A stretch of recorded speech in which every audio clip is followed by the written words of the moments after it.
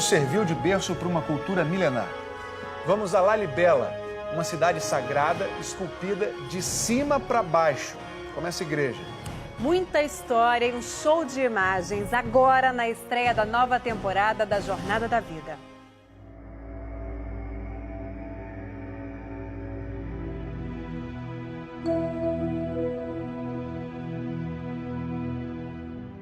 Quando olhamos para o céu em busca de um sinal de que não estamos sozinhos no universo, o que procuramos é o ingrediente fundamental da vida: água.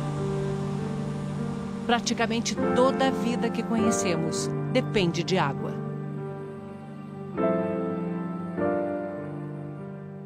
Foi só quando começaram a se estabelecer ao lado de fontes de água boa e permanente que os nossos antepassados puderam começar a plantar e criar animais para comer.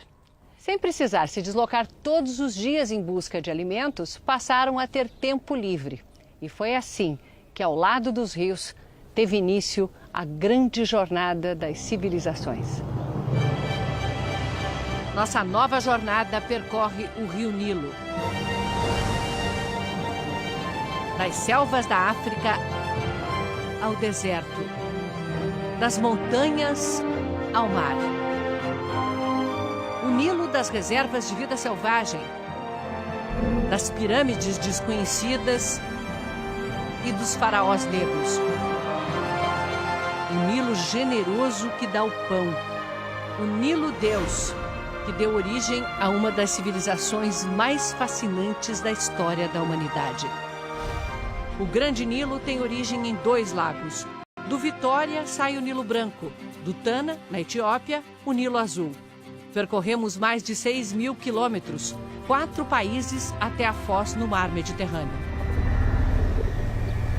A Jornada da Vida, Rio Nilo.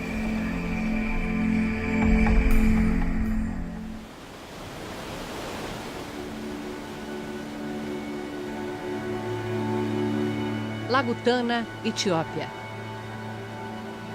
Berço do Nilo Azul.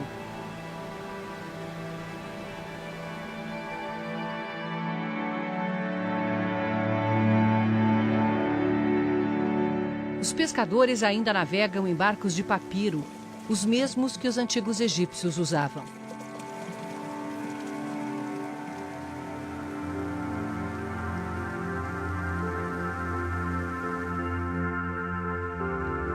Nestas ilhas estão antigos monastérios da Igreja Etíope Cristã.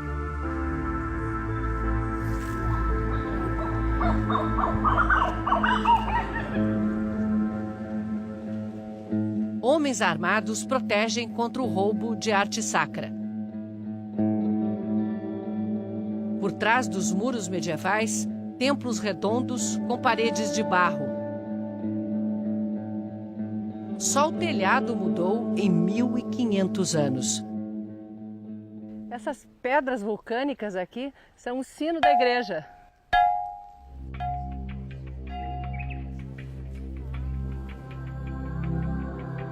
Na arte sacra dos mosteiros, a história da fé cristã na África. Os arcanjos, os santos, Maria e Jesus negros. A fuga para o Egito, a natividade, tudo à imagem e semelhança do povo etíope. As pinturas feitas em papiro e coladas às paredes de barro são patrimônio da humanidade declarado pela Unesco.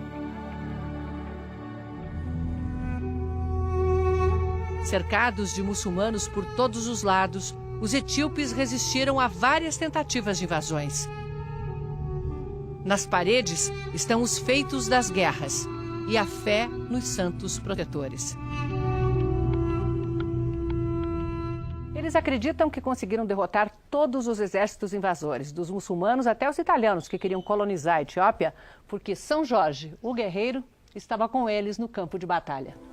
O São Jorge Negro é o santo mais venerado da Etiópia. Nesse monastério, como em muitos outros aqui do Lago Tana, mulheres não podem entrar. Então os homens da equipe vão subir e eu vou ficar aqui, esperando junto com elas.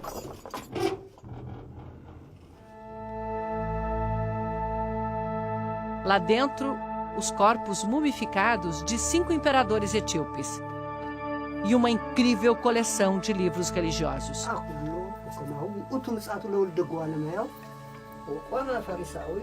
Os primeiros textos escritos na língua guês são do século V a.C. Era o idioma do reino de Ashum, que se estendia até parte da Península Arábica e controlava o comércio da África Negra com os povos do Oriente Médio e da Europa.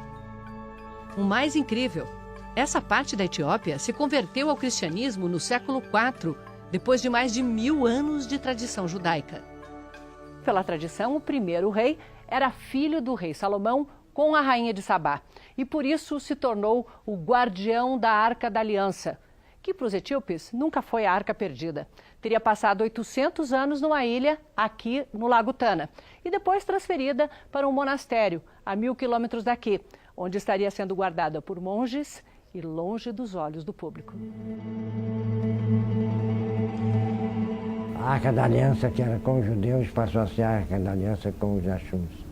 E os etíopes se transformaram nos verdadeiros herdeiros do pacto de Deus com os homens. O Império Axum se desfez, o cristianismo dominou a região, mas alguns judeus resistiram até os tempos modernos. Durante a Guerra Civil da Etiópia, Israel mandou jatos para resgatar os últimos judeus etíopes. Foi nos templos dessas ilhas que os monges descobriram como fazer, dos grãos de uma planta daqui, uma bebida que ganhou o mundo: o café. O preparo é uma cerimônia. O perfume do incenso queimado na brasa vai ganhando a companhia do aroma que tanto apreciamos no Brasil, do café torrado na hora. Moído na pedra e feito sem coador.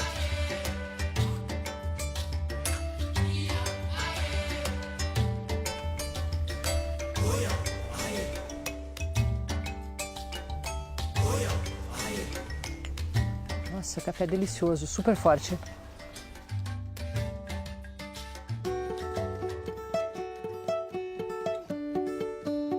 Nas terras altas está o solo mais fértil da Etiópia.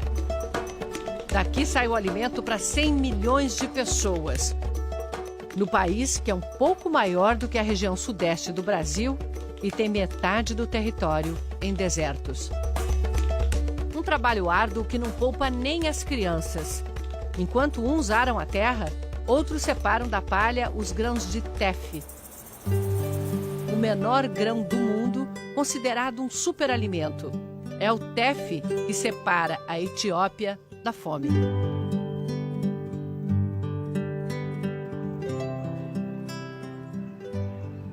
Paramos para conhecer uma espécie de sociedade alternativa. Há 40 anos, o agricultor analfabeto criou a comunidade que preza, acima de tudo, pela educação. Nossas famílias não nos deram chance de estudar. Não vamos repetir o mesmo erro com nossas crianças. Sabemos o valor da educação. Salam.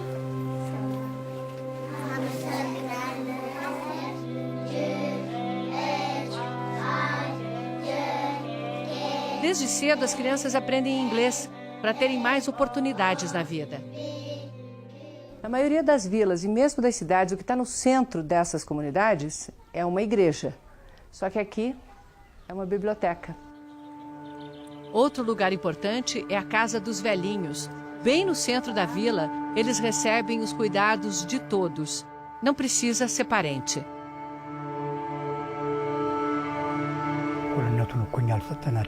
Um dos princípios da comunidade é a igualdade de gênero. Homens e mulheres são iguais. Estamos apenas devolvendo o poder que elas perderam. Na prática, cada um faz o trabalho que escolhe. Mulheres peneiram os grãos e os homens cozinham a injera, a panqueca de farinha de tefe, a comida nacional da Etiópia.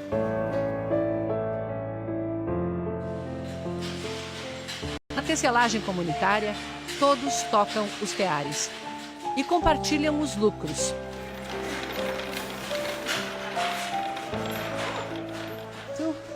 Nani nasceu aqui, tem 34 anos. A orgulhosa mãe de 4 filhos conta que o mais velho já está na faculdade, estudando engenharia. Engineering.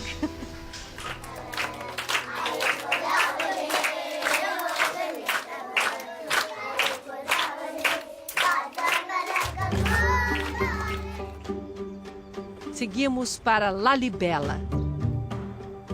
A cidade sagrada tem um complexo de igrejas talhadas na pedra, abaixo do nível do chão.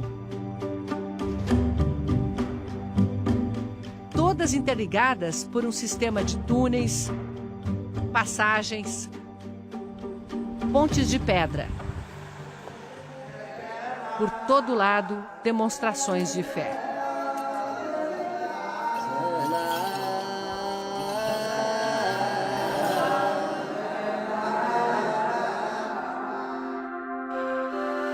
Bênçãos e água benta distribuídas na porta da igreja.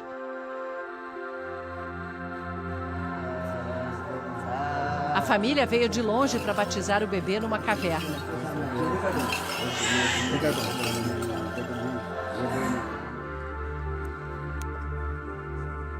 As igrejas são um desafio de engenharia e arte.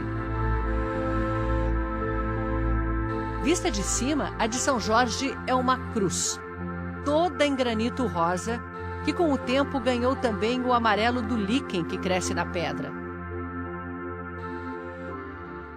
A igreja é um monolito, é um bloco inteiro de pedra. Não dá nem para dizer que ela foi construída, ela foi, na verdade, esculpida, de cima para baixo e de fora para dentro. Diz a lenda que o rei Lalibela, hoje santo da igreja etíope, durante um sonho foi levado pelos anjos Gabriel e Rafael para ver Jerusalém. Na volta, com a ajuda dos anjos, teria construído tudo em poucos dias. Na verdade, a obra levou séculos, envolveu milhares de trabalhadores, projetos e cálculos sofisticados. O sacerdote diz que Lalibela é a Nova Jerusalém, o centro do cristianismo. Quando rezamos aqui, é pelo povo etíope e por toda a humanidade. A humanidade de fora da África só soube desse tesouro cristão quando os portugueses chegaram aqui no mesmo ano em que descobriram o Brasil. É tudo tão impressionante que aqui dá para a gente entender por que o padre Francisco Álvares, que visitou Lalibela em 1520, escreveu para casa dizendo com palavras mais rebuscadas, mais ou menos o seguinte: eu não vou nem descrever tudo que eu vi, porque senão vão me chamar de mentiroso.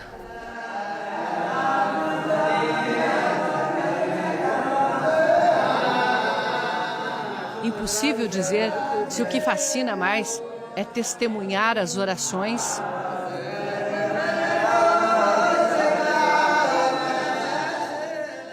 ou pensar em quantas toneladas de pedra foram tiradas só para abrir essa nave imensa. Quantos cristãos buscaram aqui conforto, pediram e agradeceram em mais de 1 milênio?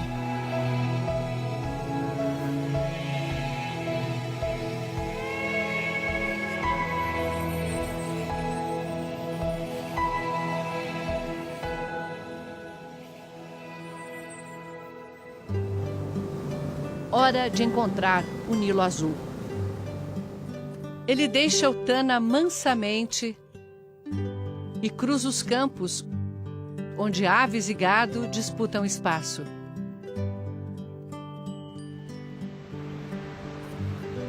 Seguimos pelas trilhas dos camponeses. A ponte de pedra é herança dos portugueses, de um caminho antigo que seguia o Nilo até o Sudão.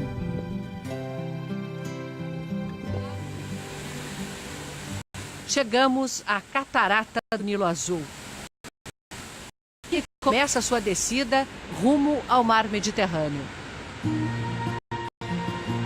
É temporada de seca e uma usina agora desvia a maior parte da água que antes cobria todo esse paredão. Ainda assim, O Nilo exibe a força de um rio que cria nações e sustenta seus povos.